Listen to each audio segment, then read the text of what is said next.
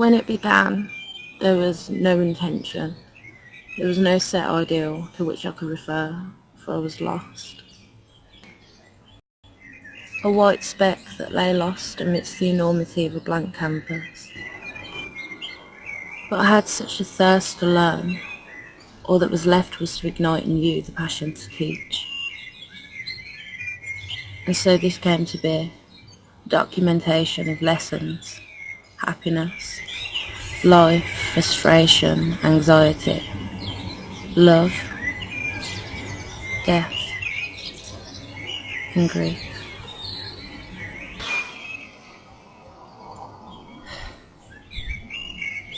An entangled disarray of imagery and sounds that became a collective narrative, distorted, in my attempt to balance existing alongside grief and mental illness.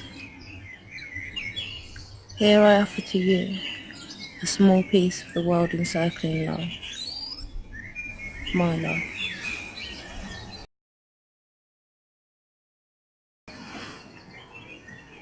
Do you remember when you agreed to teach me about capturing the moment, immortalising it within DPI, exposed and etched eternally into an exact capsule of time, and each time being different from the last, learning more, still always needing more.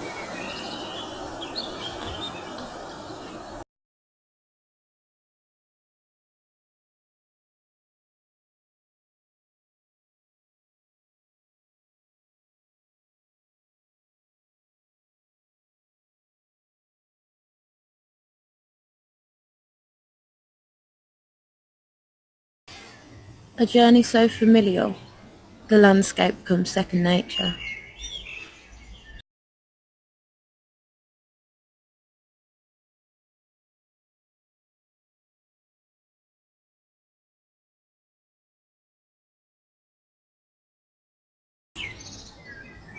Yet even comfort is constricted.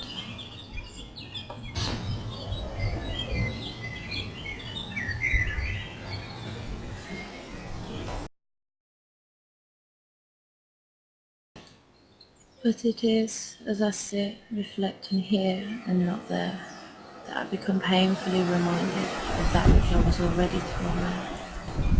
An awareness of growing too comfortable to comforts that aren't even my own, forgetting about a life waiting to be lived back home.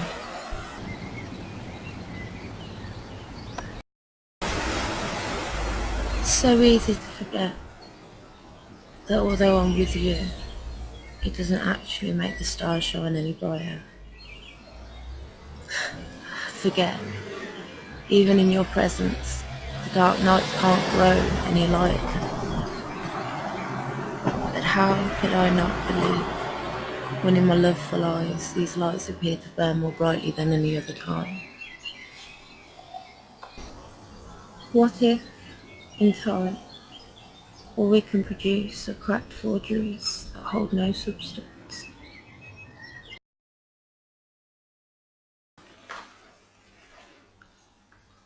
And so we set out in search of tangible memoirs,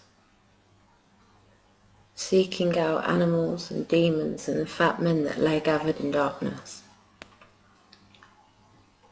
all eagerly rising to claim their ride on the carousel of light that would soon be swallowed by the dawning sun.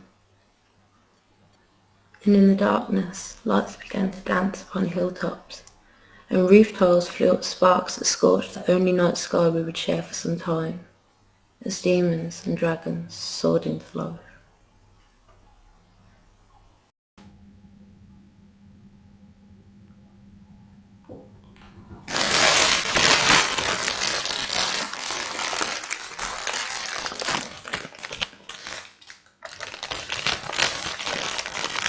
You may not always like what we find.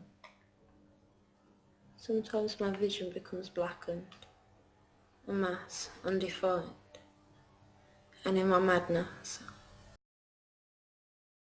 I make a monster the man I love. How my hands trembled.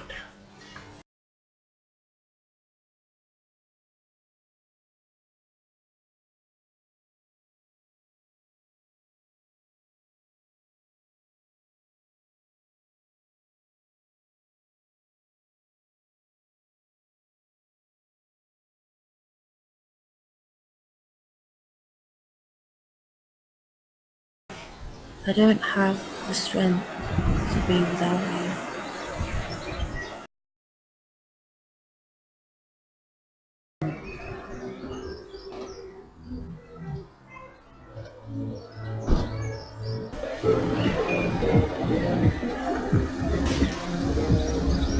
I feel so out of place here. I feel disconnected. There are so many people, there's so many people. I'm definitely scared. I'm definitely scared. I want to leave. Can we leave? Can we leave? People. Why are there so many people?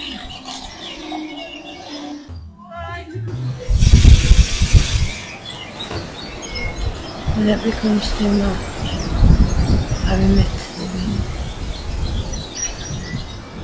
The relentless retreat into the rapid recesses of a reclusive mind. I'm no longer physical.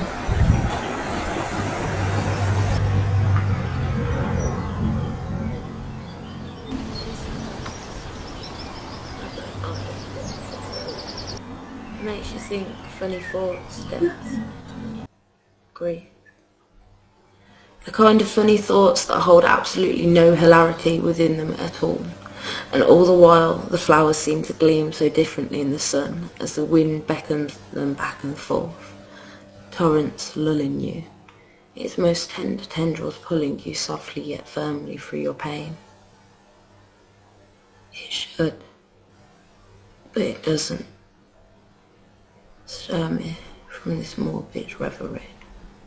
We made plans for the future, both near and far. Yet here I am, and here you are. And I just burn inside with rage, because it wasn't meant to be like this, and you didn't have to do it the way you did. But still, I should have saved you. I just wish I'd known.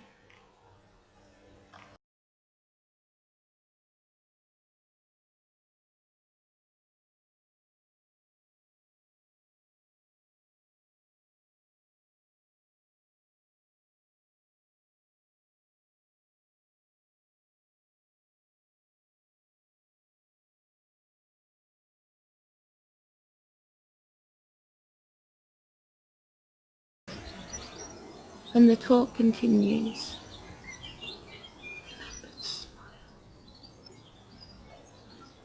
Even though it's evident hardly any faces amongst the swarming masses shall remain. But few may be granted to linger, as the years ring out the remnants of sentiment. Billy, Eddie, Omar, other names. Michael?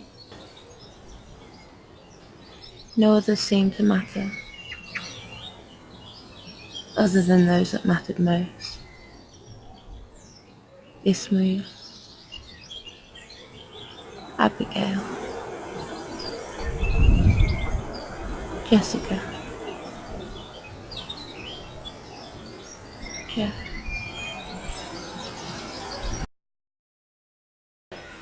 And in that moment, I am transported back. I've teleported through other dimensions at the speed of light and am amongst undeserving strangers no more. No longer forced to endure. Now forced to remember.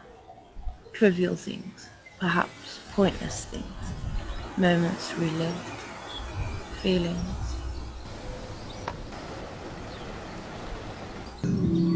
you felt. That feeling of shame as pink-faced you're pressed up against the hot brick wall of your primary school building. All the other children dancing, skipping, laughing, playing kiss chaser, getting married. But you're blinded to the world of motion around you. As you stand shoulders drooped and head bent, the weight of self-depreciating thought. And all because you spoke out of line, waved at a friend, smiled or winked as you mentally prepared for play promise, punctuated by painful hours of numeracy and voicing. Yeah. No, I'm good. He's just thinking how if I were a primary school teacher, I'd have much less totalitarian policies in place. How I'd stop children growing up loathing themselves and lacking desperately in social communicative skills.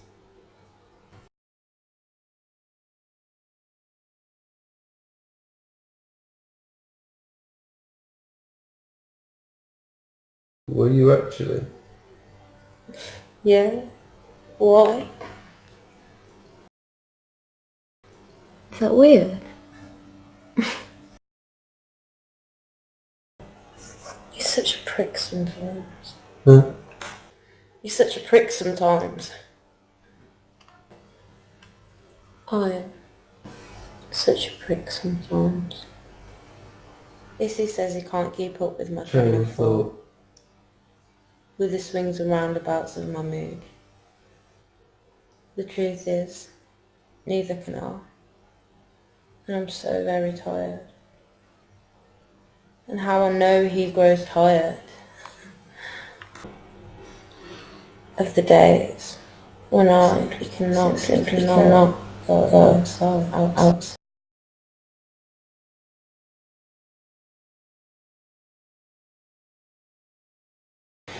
Issy says that I'm always moving. I don't feel as though I am.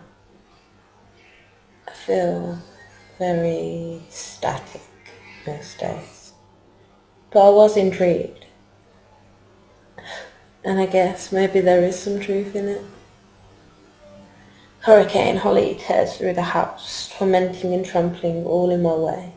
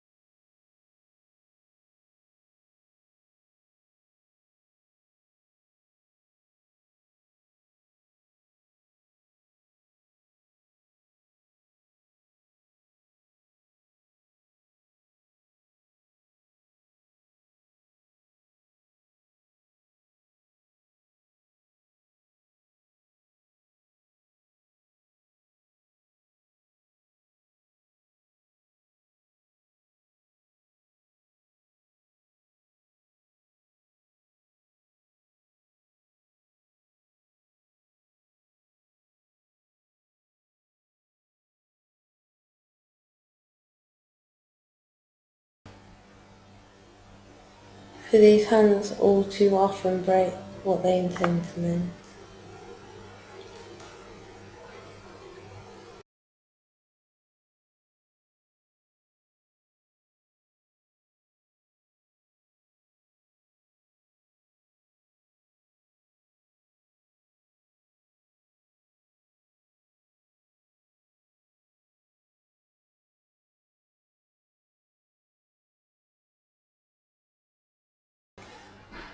And although you always remain pretty patient with me,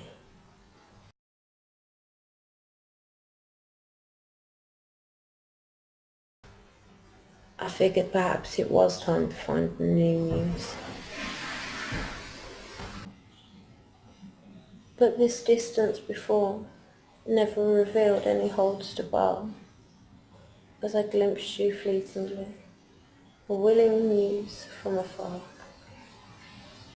21. You're grown now, throwing parties of your own now. Does she still need me? I watch as our childhood fades in and out, immersing new memories with the old.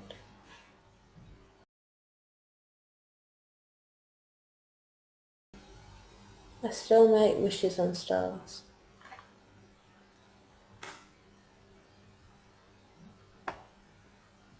I think in time they were heard. Perhaps they pitied me as we attempted to heal our scars.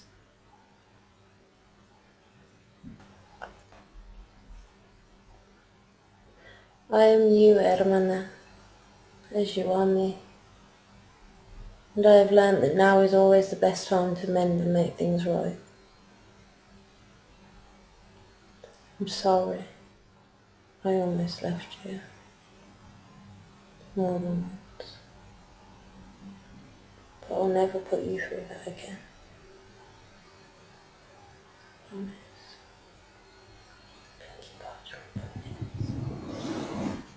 I often go back there,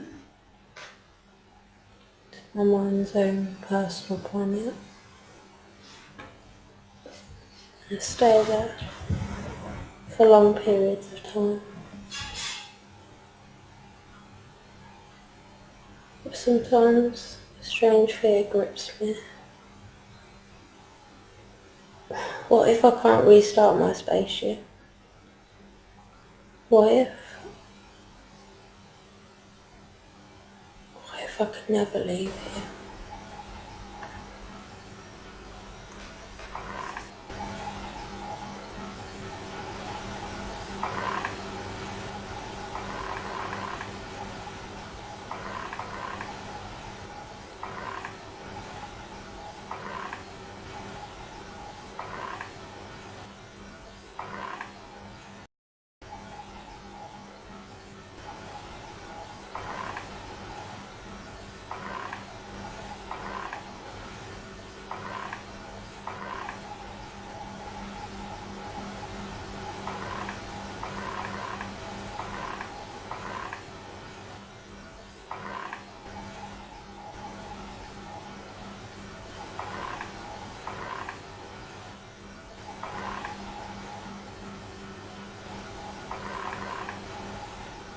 So we keep wishing and wishing and wishing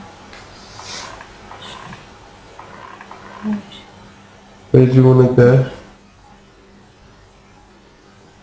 Take me to the moon.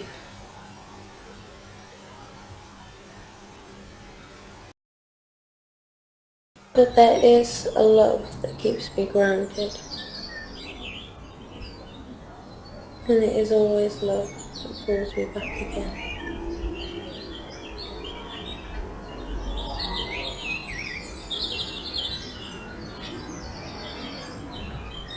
For we always did share such love in that which comes alongside the smell of the rain. Maybe it's the promise that the sun will shine again. The inevitability of one. The surety of wet. That makes us so enthralled by uncertainty. How can you be certain of what is important? Of what actually matters? What is it that makes us reach for a camera? How can you explain that fleeting moment of impulse whereby you must record in some way a sight or sound or feeling? Ever learning names and faces, memorising those we hold most close. A new freckle does not go unnoticed, and my focus somehow shifts back to you. I miss her. And you must feel that pain. Since she died, so little seems to matter anymore. Although she keeps telling me it's her, that I must try. And I'm trying. For you. You could have tried harder.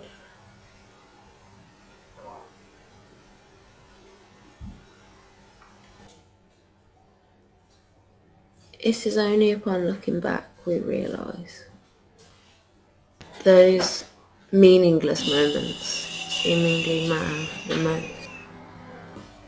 There was only ever one rule. That I remain behind the camera. That I be the dictator of my own narrative. But you broke the rules. You captured me without my consent. And in doing so made me into your vision, not mine. There were times we broke the rules together.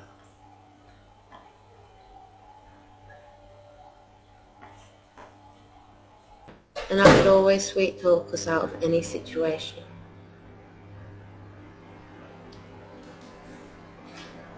Sweet talk, straight talk.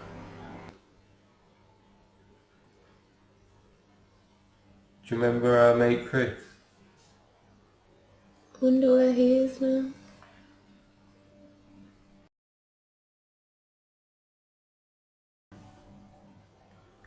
He wasn't there.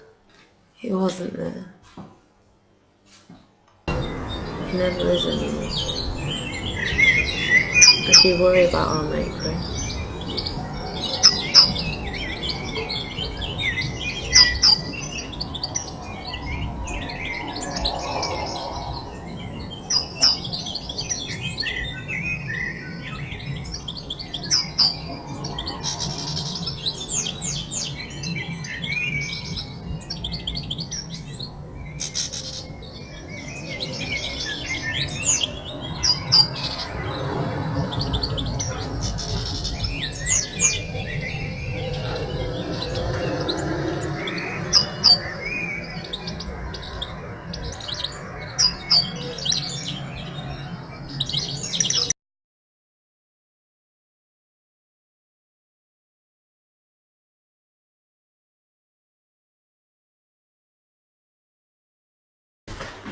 I don't want much.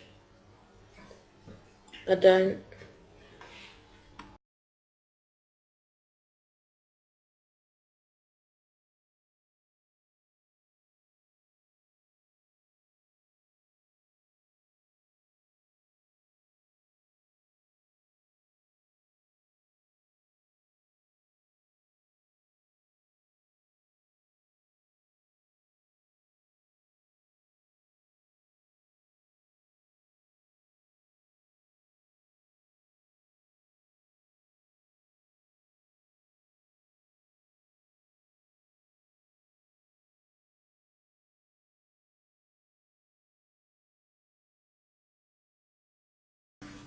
But more than anything, I don't want to look out of these windows anymore.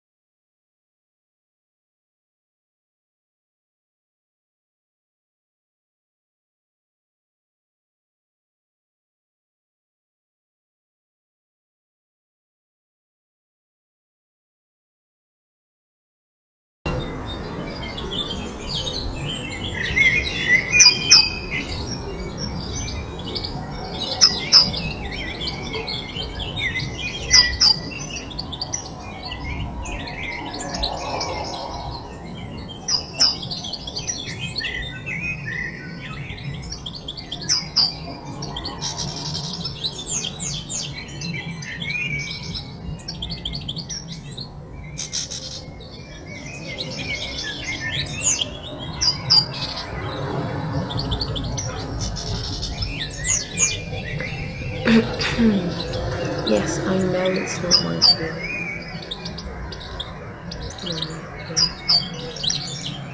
But my love, don't you yearn for it too? If we could start fresh, each day anew, a view, an adventure shared by two. There's only one wish each morning I make, and that, my sweet, is to wake up there too. To reveal a sight hidden behind blinds most picturesque. The blinding sun that makes us duck and dive for the darkness of duvet covers that serve as sweet reminders of starry nights to come. That, my darling, is what I pray. May, of you, that includes you.